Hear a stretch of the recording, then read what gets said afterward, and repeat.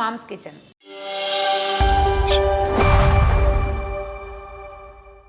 సంవత్సరానికి ఒకసారి పెట్టుకునే ఊరగాయలు, రోజువారీ చేసుకునే రోటి పచ్చళ్ళతో పాటుగా కూరగాయలతో అప్పుడప్పుడు చేసుకునే చిన్న సైజు ఊరగాయలు.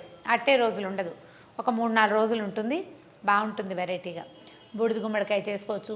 ఆలూలు గట్టిగా దొరికితే చిన్న చిన్న ముక్కలు చేసి ఆలూతో వేసుకోవచ్చు. దోసకాయ వేసుకుంటాము. తర్వాత ఇటీవల కాలంలో బాగా కనపడుతుంది కాలీఫ్లవర్ ఆవకాయ. క్యారెట్ తోటి కూడా ఆవకాయ వేసుకోవచ్చండి. ఏమిలా ఉప్పు, కారం, ఆవుపిండి, మెంతిపిండి, ఏ ముక్కలు వేస్తామో ఆ ముక్కలు అందులో పడేయటం, కాస్త నిమ్మరసం పిండటం, తాలింపు వేసుకోవటం, సాయంత్రం నుంచి తినేయడం. ఓ 3-4 రోజుల పాటు ఫ్రెష్గా ఉంటుంది కొత్త పచ్చడి. నేనైతే ఇంగు తాలింపులు వేసుకుంటానండి. వెల్లుల్లిపాయ వేసుకునే వాళ్ళు వాళ్ళ అలవాటు బట్టి వేసుకోవచ్చు. అన్ని పచ్చళ్ళు ఒకే తాలింపు వాసన రాకుండా అందులో ఏ పదార్థం ఉందో దాని రుచి కనపడాలని ఉంటుంది నాకు, మన అలవాటుని బట్టి. ఇప్పుడు కాలీఫ్లవర్లు బాగా దొరుకుతున్నాయండి, బుజ్జి బుజ్జివి. ఓ బుజ్జి కాలీఫ్లవర్ తోటి అంత పచ్చడి చేసామనుకోండి, అంత ఊరగాయ వేసుకున్నాం అనుకోండి, ఓ 3-4 రోజులు ఎర్రగా మంచి రుచిగా తినచ్చు. దీనికి ఏంటంటే చింతపండులు అవి పెట్టాం కదా, నిమ్మకాయలతోటి దీనికి పులుపుని తెచ్చేస్తాం. ఓ 3 నిమ్మకాయలు, ఓ ఇంత పువ్వు ఉంటే అంత పచ్చడి అవుతుంది. చక్కగా 4 రోజులు తినేయచ్చు. ఈజీగా చేసుకుందాం. కాలీఫ్లవర్ని వెనకాల కట్ చేసి చిన్న చిన్న ఫ్లోరెట్స్గా కట్ చేసుకోవాలండి. ఇట్లా ఇంత పెద్ద వద్దు, ఇందులో సగం చేస్తే సరిపోతుంది. చిన్న చిన్న ఫ్లోరెట్స్ అంటే చిట్టి పువ్వులాగా కావాలన్నమాట మనకి, బంచెస్ లాగా.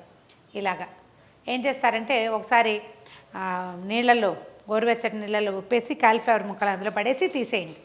పురుగు లేకుండా మాత్రం చూసుకోండి. ఇట్లా బాగా హెల్దీగా ఉన్న పువ్వుని చూసుకుని శుభ్రంగా ఒకసారి ముందు నీళ్ళతో కడిగేయండి. తర్వాత వేడివేడి నీళ్లు మరగబెట్టడము.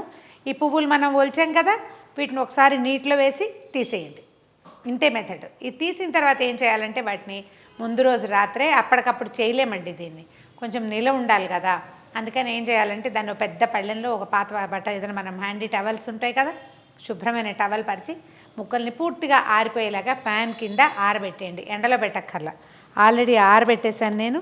ఇదిగోండి, కొన్ని బుజ్జి ఫ్లోరెట్స్ ఉన్నాయి, కొన్ని కొంచెం పెద్దవి ఉన్నాయి. ఒకసారి వేడి నీళ్ళల్లో వేసి మాత్రం తీసి పక్కన పెట్టుకోవటం. ఇవి కనుక రెడీ అయితే ఇంకేం లేదు, పచ్చడి చాలా సింపులే. ఇవి రెడీ అయ్యాక మనం పొళ్ళు కలుపుకోవాలి. ఇందులో మనం ఏం వేస్తాం, ఉప్పు, కారం, ఆవపిండి, కొంచెం మెంతిపొడి వేసుకుంటే చక్కగా ఉంటుంది రుచిగా. ఇప్పుడు ఇంతే కదా పదార్థం, తలా ఒక 2 స్పూన్లు వేస్తే పిండి సరిపడా వచ్చేస్తుంది. చూద్దాం. దీనికి కొలతలు ఏమి ఉండవండి, అందాజుగా వేసుకోవాలి. దీనికి ఏంటంటే మన ఉప్పు, కారాలు సమానమైన కొలతల్లో పడాలన్నమాట. ఈ ముక్కలకి అది సరిపోయిందో లేదో చూసుకోవటం, లేదా అప్పుడు చాలేదనిపిస్తే మళ్ళీ కొంచెం కలుపుకోవటమే. 1 స్పూనున్నర ఉప్పు, నేను అంటే ఏ కొలత చేసినా ఇలాగేనండి.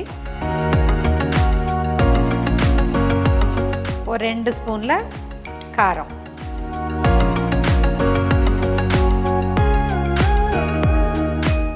2 స్పూన్లు, ఇంకొంచెం కూడా వేసుకోవచ్చు, 2.5 స్పూన్లు ఆవపిండి,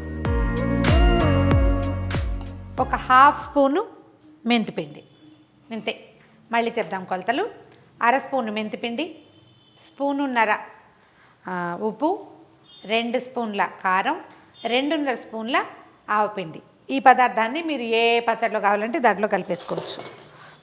ఇందులో మనకి కారం ఎక్కువ కావాలి అని అనుకుంటే కారం కొలత పెంచుకోవాలి. ఆవపిండి ఘాటుగా ఉండాలి అంటే ఆవు ఘాటు పెంచుకోవాలి, అంతే. ఒకసారి అన్నీ గుచ్చెత్తేయండి. ఏమిటో కొన్ని పనులకి చేయి పెడితే కానీ సాటిస్ఫాక్షన్ ఉండదండి. ఎక్కడైనా రాళ్ళు, ఉప్పులో చిన్న రాయి ఉండొచ్చు, తర్వాత ఏమో కారంలో ఉండలు ఉంటాయి. అందుకని చేత్తో కలుపుకుంటే బెస్ట్. కాస్త శీతాకాలం కదా, చేతులు మండుతాయి కారాలు, ఉప్పులు పులుపులు తగిలి. దీంట్లో ఒక 2 కాయల నిమ్మరసం కలిపేద్దాం.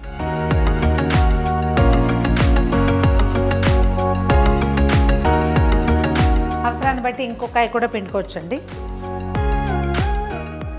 ఒకసారి మొత్తం కలిపేద్దాము. ఈ సీజన్లో మనకి కాలీఫ్లవర్తో పాటు నిమ్మకాయలు కూడా బాగా వస్తాయండి. ఈ కాలీఫ్లవర్ ముక్కల్ని ఇందులో వేసేయండి. కారాన్ని చక్కగా ముక్కలన్నిటికీ పట్టేలాగా కలపండి. వీటికి సరిపోతుంది నేను వేసిన పిండి. ఒక పూట వదిలేస్తే ఊరిపోతాయండి. ముక్కలు బాగుంటాయి. కొంచెం చిన్న కస ఉంటుంది. మనం ఆల్రెడీ వేడి నీటిలో వేసినా కూడా ఇవేం ఉడికిపోవు. హీట్కి ఏమవుతుందంటే కొంచెం బిగుస్తుంది పువ్వు. తర్వాత ఏమో ఏదైనా పురుగు పుట్ర అనుమానం లేకుండా కూడా ఉంటుందన్నమాట. సరే, దీనికి చిన్న తిరగమాత పెట్టుకుందామండి. ఆయిల్ ఏం వేయలేదు కదా, తాలింపు వేసేస్తే సరిపోతుంది. స్టవ్ మీద నూనె పెట్టుకుందామండి. ఈ పచ్చడికి సరిపడంటే ఒక 5-6 స్పూన్లు నూనె వేస్తే సరిపోతుంది.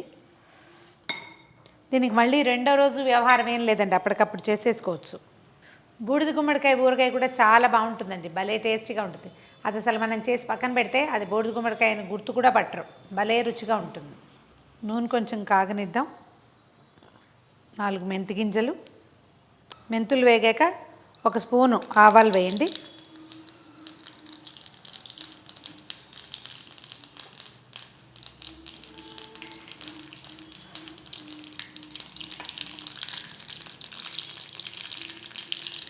ఆవాలు చిటపట్లాడాక కరివేపాకు,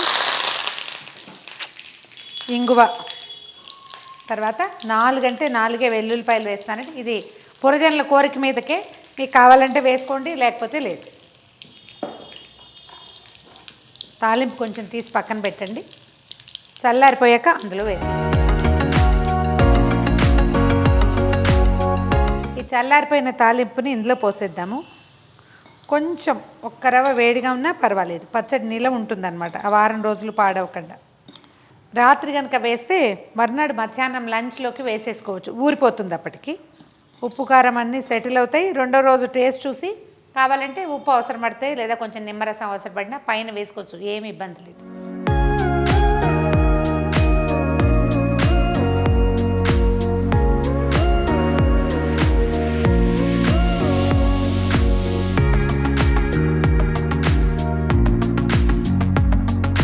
గుమగుమలాడుతున్న కాలీఫ్లవర్ ఆవకాయ రెడీగా ఉందండి.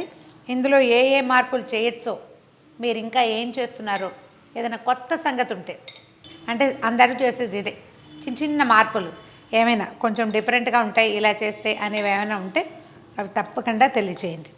ఈ వీడియో కనుక మీకు నచ్చినట్లయితే లైక్ చేయండి, షేర్ చేయండి. మరిన్ని ఇంట్రెస్టింగ్ వీడియోల కోసం సుమన్ టీవీ మామ్స్ కిచెన్ని సబ్స్క్రైబ్ చేసుకోండి.